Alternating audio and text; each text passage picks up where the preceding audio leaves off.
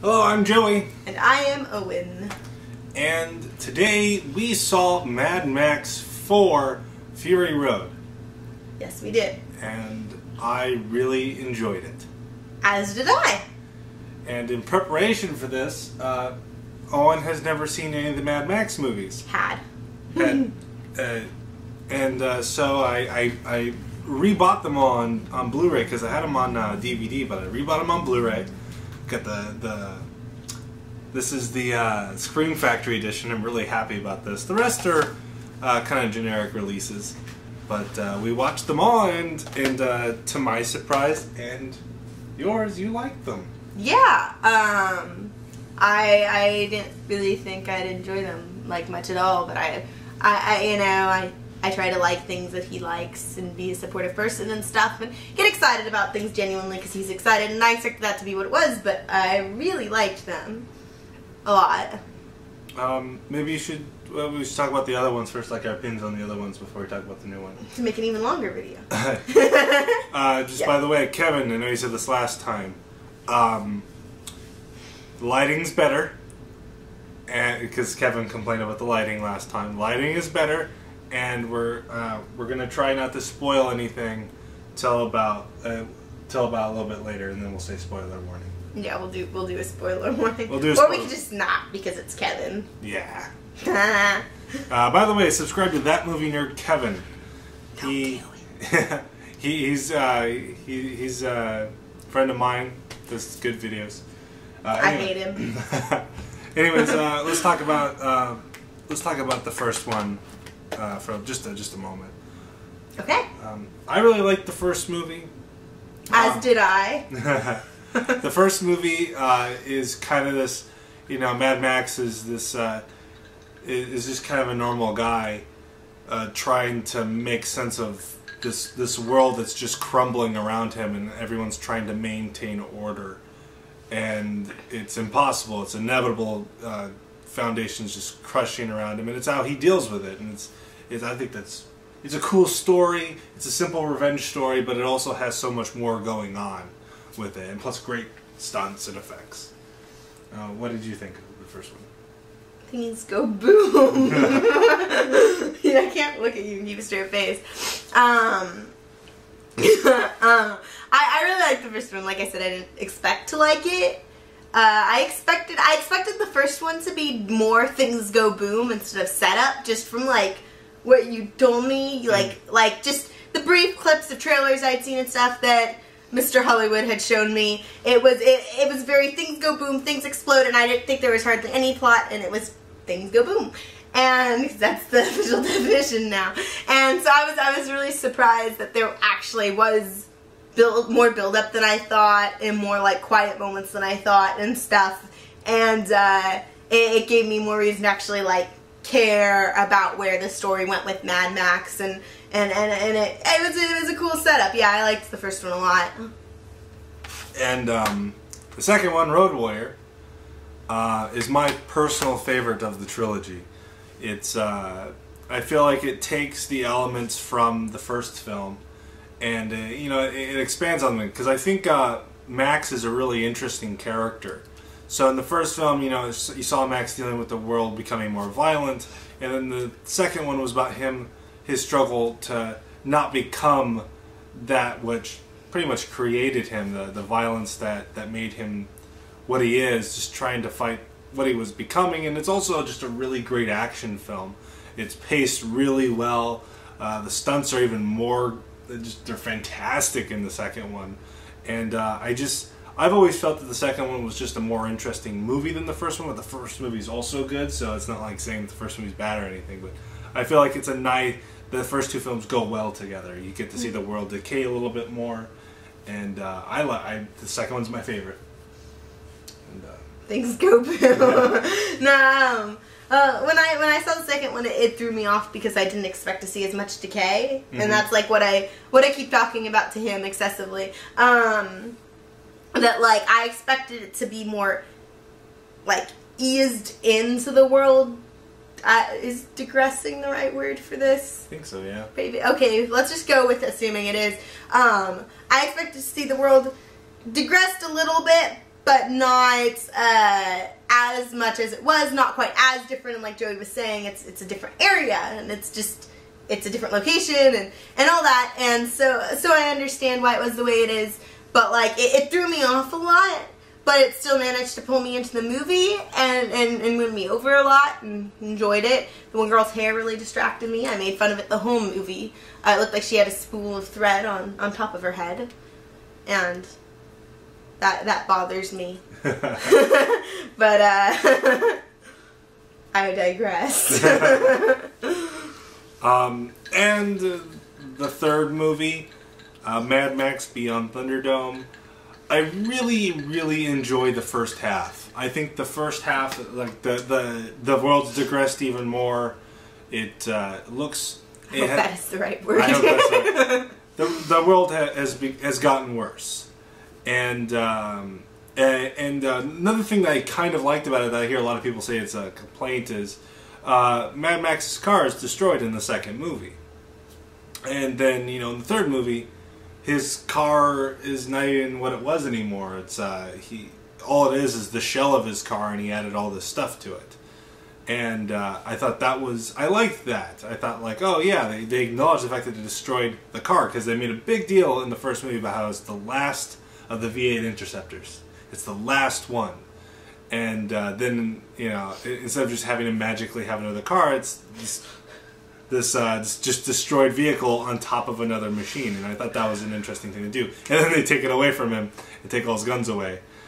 But I feel like the first half of that movie is really good, and the second half is kind of lackluster. It's just okay. It's a fine. I don't. Some people call it the Phantom Menace of Mad Max, and I don't think it's nearly that bad. But I think it's an okay movie. I throw it on every once in a while, especially when I'm having a marathon. But I think it's fine. How about you? I should hope you turn it on when you're having a marathon. Look at me. Yeah, I liked it. I mean, obviously it's there's a very weird divide in the middle of the movie that takes you down a different path, and the way I felt about it was I liked the first half, and I liked the second part of the story, but it felt like someone just went to him with two scripts and said, I have two great movie ideas, but each one will maybe only take 45 minutes, so let's find a way to just interlock these. And that's what they did, and so I liked both the stories fine, but they just didn't fit as well together as they should have, in my opinion. It took you out of one story too much to put you into a new one, to throw you back into the old story, kind of. Mm-hmm. And they didn't do it right, I guess. But I still found it really amusing. I enjoyed it. I wasn't irritated, like, where could I enjoy it or anything. It took me out a little bit, but I mean, Joey stopped making fun of it really fast, so I still was able to enjoy it. The third movie is very problematic, but overall I think it's fine. My biggest issue with it is just Max's character just stops growing at that point. Like, I think when we were watching it, you were like, it seems like they were trying to make him do a thing, and then they kind of wimped out. Mm-hmm. And because in the first movie, he goes to the dark side, and then second movie he's walking that line, and I feel this, and there's a really good film critic called Rob Ager that you should definitely check out. He also feels this, that in the third movie he should have actually gone to the dark side, mm-hmm. and then it should have been his journey back to the light, and I think that would have been a far more interesting story. Yeah, and they kind of started to do that, and they were like, "Nah, he's still good, guys. It's okay." Yeah, there's that famous scene where he in the Thunderdome, where he this wasn't part of the deal, and it was like it was part of the deal. Mm-hmm. But so now we covered those ones. Give a little insight on our opinions on those. And so it's time for spoiler alert, or are we okay? We should just call it Kevin alert. Kevin alert. I don't even know why I want to pick on Kevin today.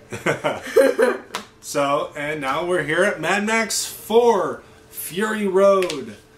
Do you mind if we start talking about the whole, like, feminist thing that people are talking about? I'm down. Okay. You have a girl with you, it's a good time. Stupid. It's not because people are complaining that this is feminist propaganda, and you know, I've seen feminist propaganda before. This isn't it.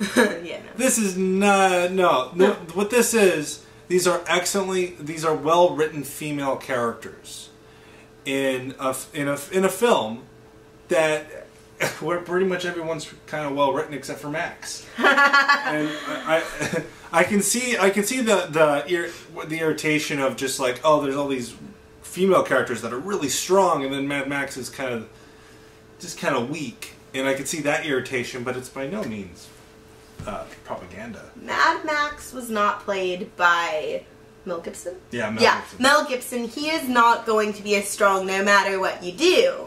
And I'm not saying they couldn't have chosen a better actor to be him or whatever, but that doesn't have anything to do with the female characters. The female characters were well written.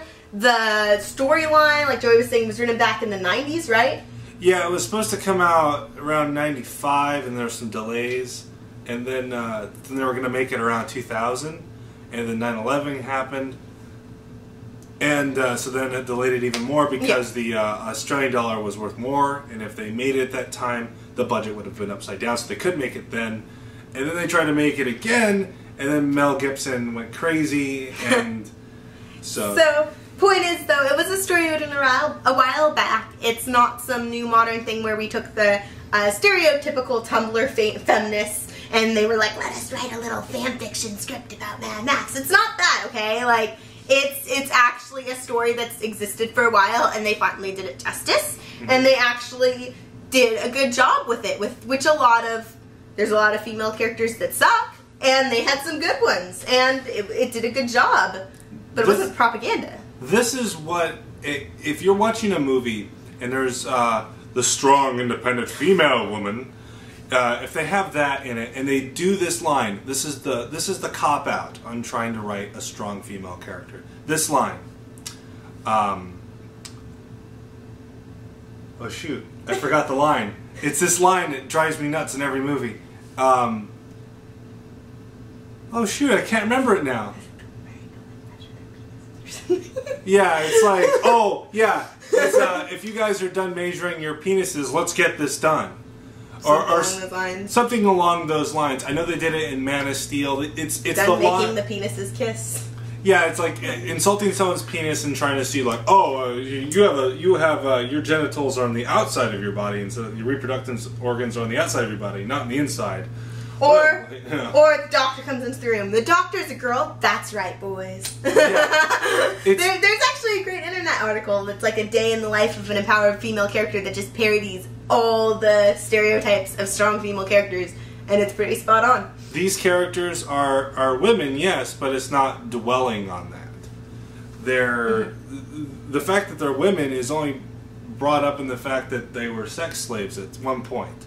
Yeah. And that's really about it. There's nothing like, I'm a woman and I can do anything as good as a man can. Yeah, you don't see, what's her face? The buzzed one. You don't see her, like, wiggling her hips around or using her femininity or whatever to, like, you know, charm Max or any crap like that. Mm-hmm. She's a person. Yeah, she's not a love interest. She's not like the gender bender version of Mad Max. Mm-hmm. She's her own character with her own desires, and I think that was, in my opinion, one of the best things about the movie. Yeah. Overall, I think it was something that I liked more than most things. But then we come to Max. So Max was in kind of a disappointment. In many aspects. Wouldn't finish measuring his penis to get stuff done. I'm so funny. Since I talk too much, why don't you go first? You want me to go? I want Tekalili to drink your drink. I am obviously a new Mad Max fan, so I probably have less complaints than the average person, because I literally, the past 3 nights we've watched one Mad Max movie night, and on the 4th night we watched this one over a day. So he was Max. He wasn't Max, and he wasn't great. They could have done worse. They could have done much worse. Yeah. And I felt like it was still a really stable movie, but there was definitely like a void there, and where I just missed Mel Gibson. Yeah, this guy Tom Hardy. I've never really the Hardy boy. I've never really liked Tom Hardy. My first introduction to him was as Shinzon in Star Trek Nemesis, and anyone who's seen Star Trek Nemesis can tell you that he was one of the worst things about that movie. And then I didn't like him as Bane in Batman. There was this thing going on, I was like, oh, Bane controls the scene with his eyes. I've actually watched that movie a couple times after that, trying to find out what you guys are talking about.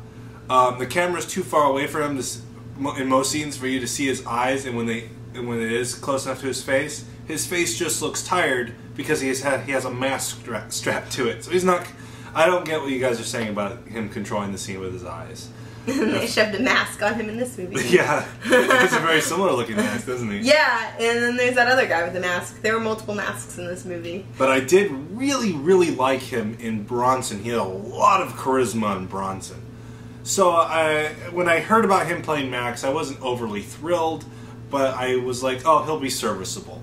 And I think he was okay, but I just his Australian accent was just terrible in this movie. I'm not even sure. Is he Australian? I thought he was English. He sounds like an Englishman trying to sound like Snake Plissken. And if he's Australian, then I don't know what he was doing with his voice. Fortunately, his character doesn't talk too much. Yeah.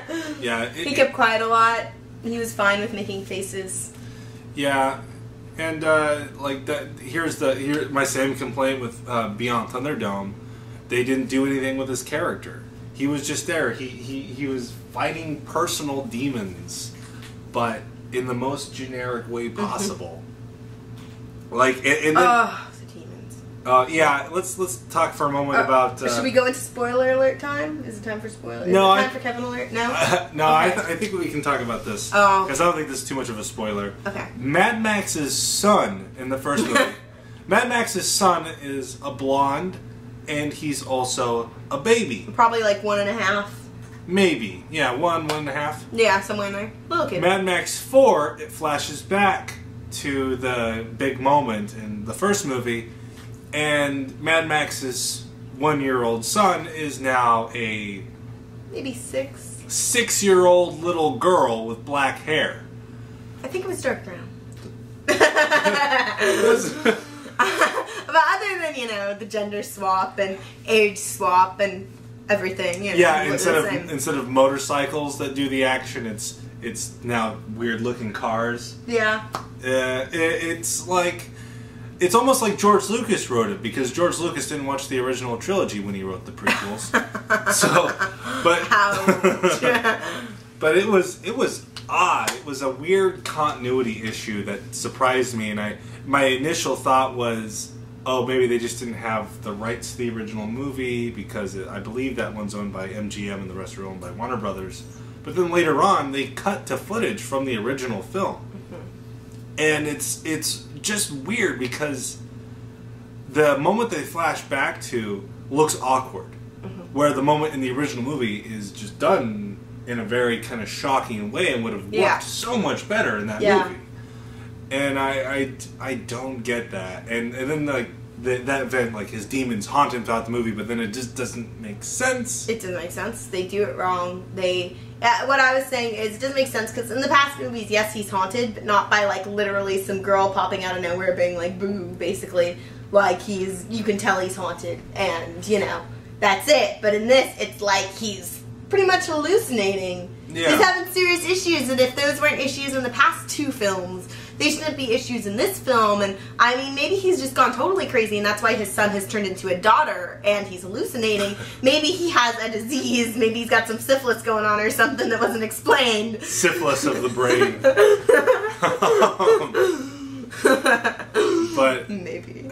No, people with syphilis, I think, are supposed to hallucinate. Oh, yeah? I think so. It makes you real crazy. I've heard about hallucinations, but I haven't studied syphilis as a disease. Oh, well, was top of my class in syphilis studies. Oh, personal experience. But yeah, like Max, you know, because I am going to do a review on this one. I kind of wimped out of doing my review of It Follows just because I didn't think I could do that movie justice. But this one I think I can, and I am looking forward to editing that. But I really wanted to make my review just kind of praising Tom Hardy. Because first of all, I've never really cared for him, and I thought this would be like the breakout movie that I'd be like, you know, Tom Hardy's not that bad. And yeah, not gonna get to do that. Not gonna get to do that. But he's okay. He wasn't that bad. There is by far they could have done so much worse. They could have done so much worse. But they could have also done better. So you know, it's just it was lackluster. He was okay. Yeah, he was fine. He wasn't bad. He was just he was just there. But he wasn't Max. Yeah, he wasn't Max. He wasn't Max. And that was the most disappointing thing. Mm-hmm. But it's so the most disappointing thing in Mad Max was Mad Max. But the action sequences were phenomenal, especially for this time period that we live in, where we're so devoid of seeing actual like action sequences done practically. Oh yeah. And even though that they used more CGI than I would have preferred, especially there was a whole stretch of action sequences in that sandstorm that just didn't it just didn't work for me. I just laughed because there's like half the movie feels like a sandstorm. There's a specific moment I know you're speaking of, but I can't. They call it something because there's like lightning in the sandstorm. Is this spoiler territory? Not yet. No. Well, just a moment. Not Kevin yet? Not Kevin yet. No Kevin alert yet. As long as you don't pull a Romero. we can actually say that because Romero doesn't watch my videos. Don't pull a Romero. Don't be that guy. People are so lost right now. Welcome to this sort of video. We'll just make fun of our friends. When I am here and I derail everything. It's not like you're easily distracted already. But the action sequences were good. There was some like weird moments. Like there was a part where the green screening was just done really bad. I remember this kid's nose just disappeared for a couple frames and then came back. It was like weird mistakes like that. And I couldn't help, like, I remember when it first started and they were, like, going into that one desert area and they were on the hills and stuff. I think they were trying to do what the opening of Beyond Thunderdome did, where they were walking you through the city and you saw, like, all the people, the guy driving the car, and you see all those unique things. Oh my gosh, we never talked about Pink Car Guy and Cow Car Guy. Our two heroes in the second and third movie. There's a guy driving a cow car in the third one, and there's a guy with a pink beard and a pink car in the second one. Yeah, and those were like our favorite characters. Yeah, and I feel, because there was like a bunch of interesting characters that you, like you could just see in the background and be like, there's going to be a movie about that guy. that one guy that we only see for a couple seconds. Yeah. And this movie, just, that didn't happen. Yeah, the background characters were not as unique, and I was just realizing that as you started talking about that. There wasn't random guy with a mask above his head. I was hoping that guy would just show back up since he seems almost eternal, but he did not, and that was disappointing. I felt like it opens awkwardly. Opens very awkwardly. I was very worried because, like, the first shot of Max that we see is him eating a CGI two-headed lizard, and then it just was awkward, and I was like, I don't know how I feel about this. And like then there was all that the abundance of CGI and all the characters in the background looked bland. And I was just like, I'm not sure what I'm thinking. I think this could be okay. Yeah, the first few scenes I was cringing a little bit. I was a little worried. And then, really, the moment that he lets the water out of the tower, from that moment on, it kind of picks up, and then it just keeps on going, and it gets really, really good. And I think now is a good moment to say spoilers. Okay. Kevin alert. Kevin alert. Kevin alert. Alright, so let's talk about spoilers. Oh, you want to talk about the kid, right? Oh yeah, that kid. What's his face? Beast.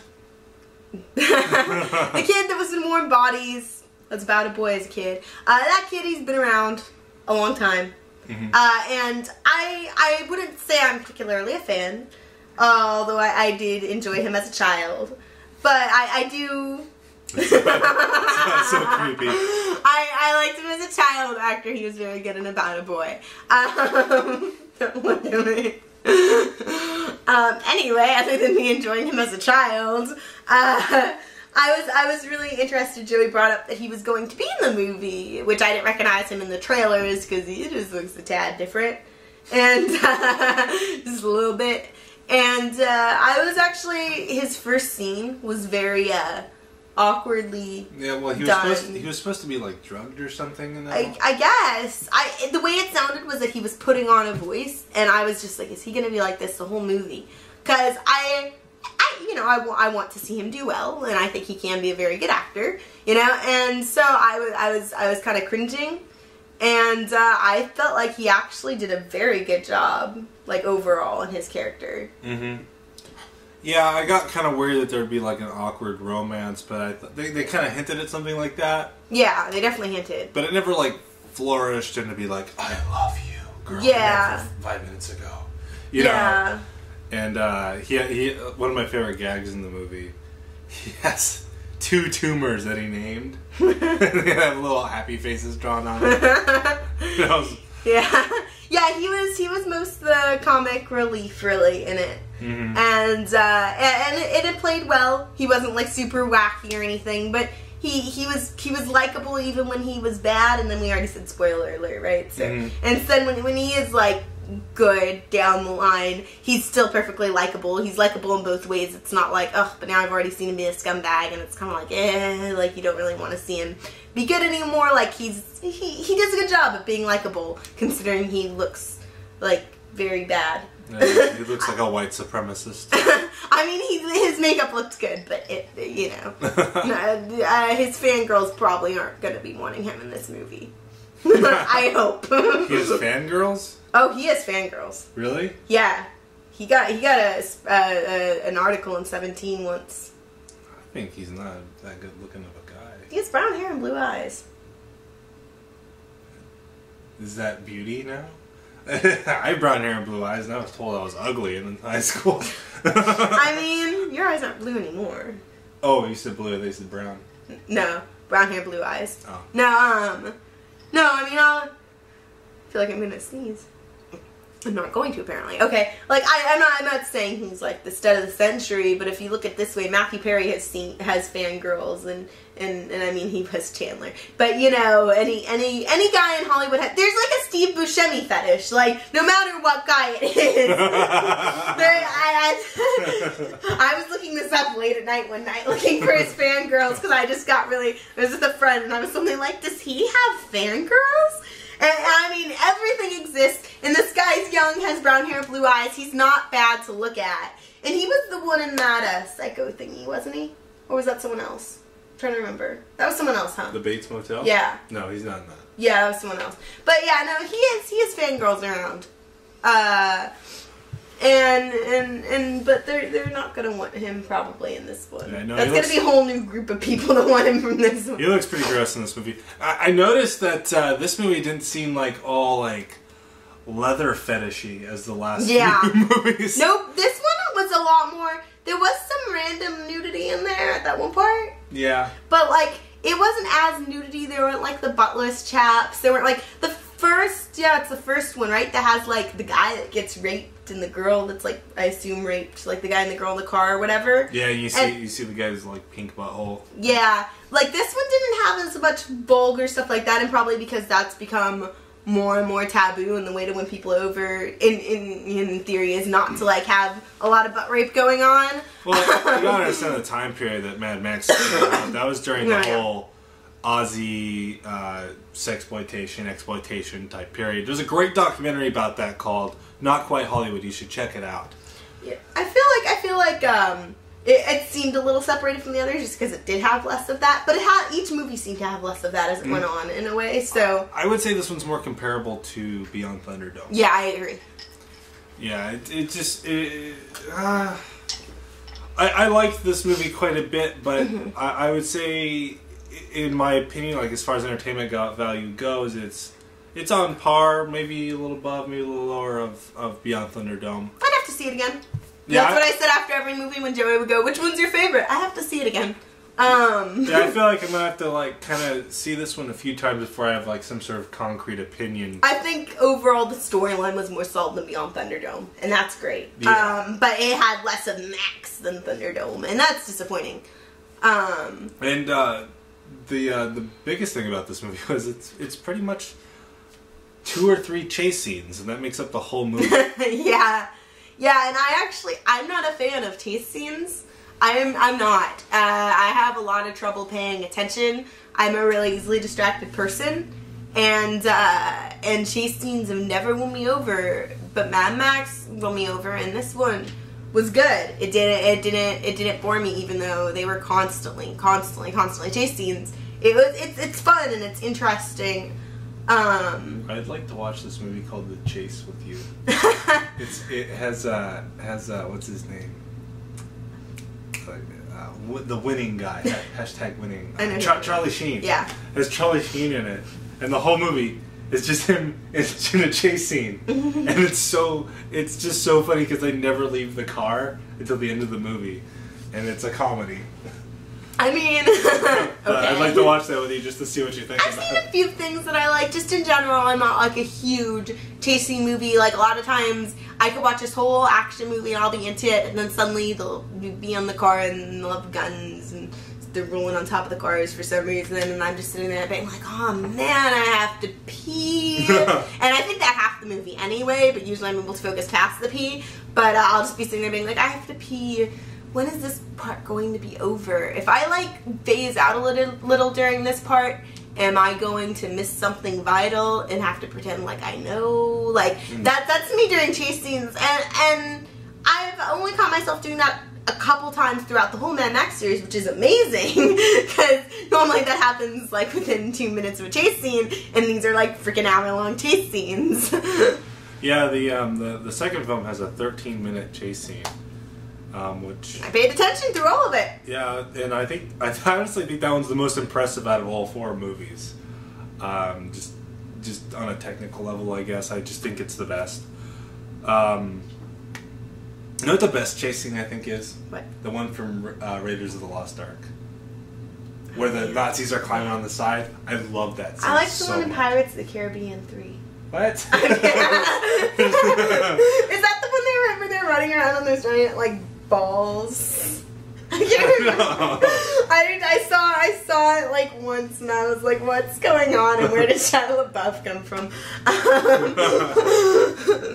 Distraction. But yeah, I felt she's in the window. The cat's in the window. It's cute. Yeah, you know, I like this movie. I could see me throwing this movie on. Well, no. Did you have more to say? Oh, I could see me throwing this movie on every once in a while. I think overall I'll watch the originals more. Maybe even Beyond Thunderdome I might watch that one more. Just because I'm more familiar with them. I have that nostalgic connection, but I do think this is a fine movie that I am eager to get on DVD, and I hope there's an extended version because there seemed to be a lot missing from this movie. One thing I did want to bring up was the wives. We were talking about them the wives. earlier. Yeah, the wives.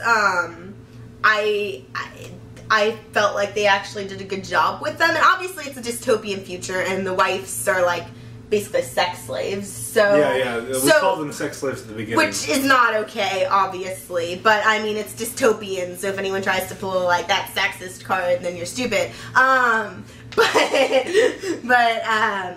But I was worried that they do, because I didn't really know what I was getting into. I didn't really pay much attention to the trailers Joey was showing me until he showed me a trailer last night after I'd actually seen the other 3. I mean, I watch everything you show me. So I didn't really know they existed until I went to see the movie, and I immediately was just like, okay, I'm really scared they're going to do one of 2 things. Either they're going to just be pansies the whole time, just spend the whole time like sobbing and just be like, throw them off the truck and let them die. I was afraid they'd either be those characters or they'd be like suddenly all super hardcore and like have like guns strapped to their thighs and be like shooting everyone up like they knew what they were doing, which they don't. They've been locked away their whole life. They just burst into the room and gonna be like, "Are you guys done measuring each other's penises?"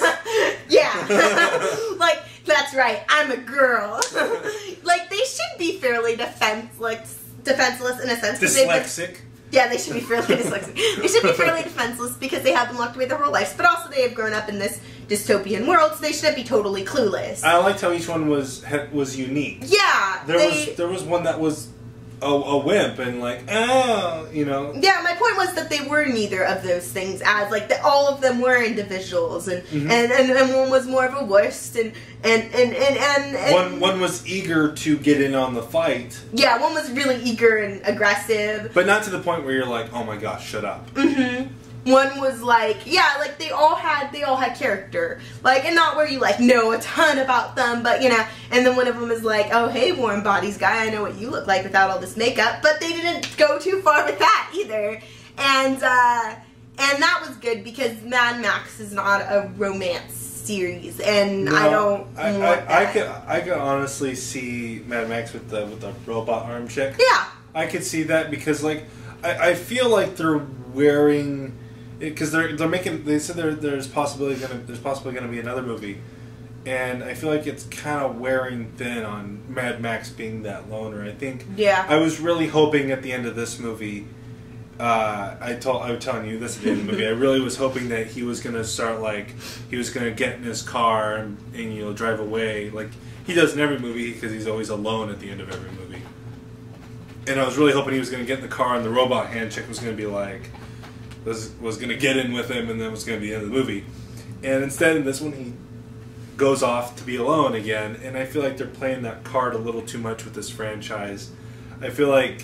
But if they hadn't done that, at the same time there would be a lot of probably pissed off fanboys and girls being like, hey, he's supposed to be alone, and they thought they could, you know, make him different just because it's the new one. And so if they do another one, they might venture that far. And so, like, I feel like... You feel bad for the guy. He's had a lot of bad luck. He deserves to have, like, a hot robot arm chick in the car with him or whatever. But, you know... I just kind of wanted his character to grow, because you want his character to progress. His character hasn't progressed since the second movie. And as a fan, like, I think Max is a character with depth. And I feel like it wasn't explored in the third movie, and it wasn't explored in this movie. And, that's part of when I told you about the Mad Max movies. I talked about his character. I didn't talk about the action sequences as much. I was like, oh, it's this how he deals with the violence of the world and blah blah blah, you know. And I think actually half the time you basically just told me things go boom. But that's the way you sounded. Things explode. It's so cool. Look at all these cars flipping over, and I was like, okay. Mad Max wears leather. Yeah, Joey wants Mad Max on another note. He wants him for his leather. So I think this would be a good time to start winding down. What about you? You want to talk about it more? Were there any things we didn't cover that would be good to bring up? You liked how they brought back that guy from the first movie, right? Oh yeah, I went to check that before we made the video, but I don't know for sure, but I think it is. Toe Cutter, the bad guy from the original film. Want me to go check that real quick, just so that if it's brought out, someone won't be like, actually, it's not him. Do you have your phone on you? It's right over here. I can stand up. Well, anyways, while she's getting it, I think it was the original bad guy from the first film, Toe Cutter, the leader of the biker gang. I think it's the same actor. Do you know the actor's name? No. Perchance? Okay. No, I don't. I got this. I thought that was a nice little nod to the original film. Like, hey, they couldn't get Mel Gibson, but they could get Toe Cutter. So, I thought that was cool, if that is indeed what it was. Wow, the Wikipedia article was last edited 6 minutes ago. You fanboys are cray. What's the guy's name in the movie? Toe Cutter. That's in the first movie? Yeah. He's Immortal Joe in this. Okay. Yeah, I was on the page for this one, so you said that. Immortal Joe. Yeah. There we go. Let's see. I'm going to this guy's wiki to see what's wiki going on. Yeah, well, if it is the guy, I thought that was pretty dang awesome. I thought he was a great villain. Sorry, I want to know this so that I can be corrected on camera. I'm almost... Yeah! Toe cutter! He was toe cutter. Oh, he was toe cutter. This is correct! Well, it is him. It is toe cutter, in fact, yes. So... It is confirmed by Wikipedia, which is never, ever invalid. Yeah. Well, I like that they brought him back. Yeah, that was a very clever touch. And I would have never noticed it if you hadn't pointed it out. Yeah, I just, like, he just said something and I was like, I think that's the guy from the first movie. And there's other subtle hints like that. There was like a moment with crows that was very similar to the original film. But nothing that was just like, this is the original movie! Ugh, shove it in your face! Yeah, well, and I mean, that's good. They didn't totally use the original movie to try to look good. You know, they tried to do their own thing with it. Mm-hmm. They tried to stand alone, and I feel like they did a decent job.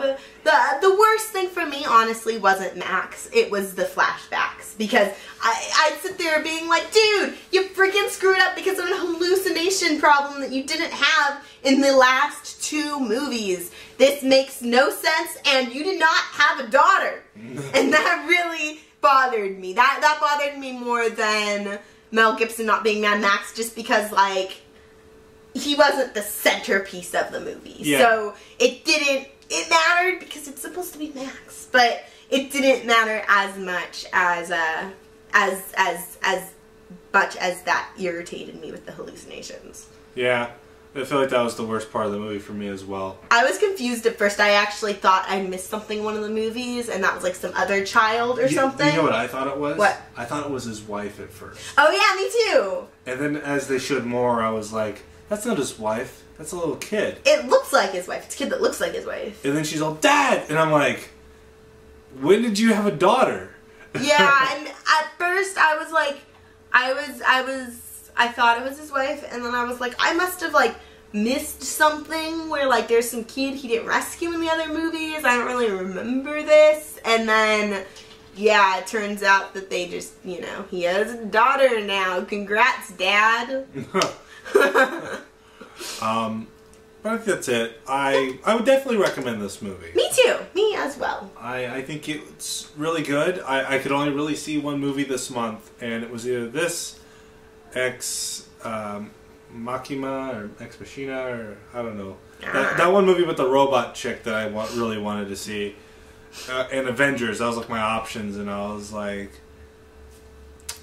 see Avengers, which I'll probably see at some point anyways. $3 theater, man. That's the right time. I really want to see that one with the robot chick. I've heard nothing but good things about it, but then I was like, you know, I'm a real big Mad Max fan. People have been waiting for this movie for like 10 or 20 plus years, you know? Yeah, and I was like, you know, I'm going to see it. And plus, I'm really glad to see that there's a lot of people enjoying it.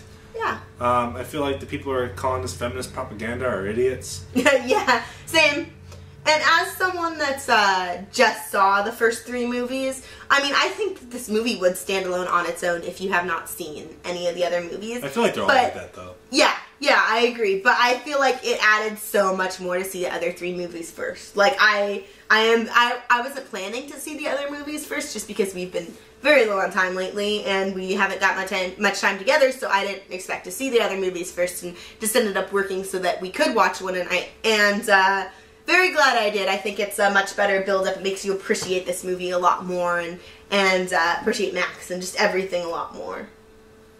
And with that, we're going to bring this video to a close. I think it's probably going to be our longest Joey and Owen C video. It's partially because we like pre-reviewed before we or pre-discussed. Well, like, sorry, the DVDs are there. I'm highlighting them in the camera. I think it's kind of. I think it's a good that we did that because I just saw them. They're fresh in my memory. Yeah, I think that's fine. Yeah, we're good. Everyone loves watching us talk for 3 hours because I'm just so adorable. These videos surprisingly get a lot of attention. It's because I'm a girl.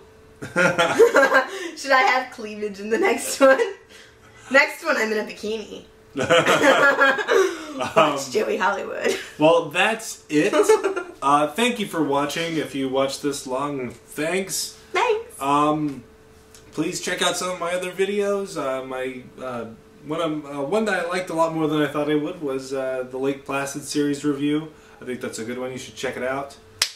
Best video, check out the Pudo review. It's a blast. And if you're new to my channel, please subscribe. We got a lot more professional content beyond besides this, and I got some really awesome things planned. So that's it. Thank you for watching. Bye. Bye.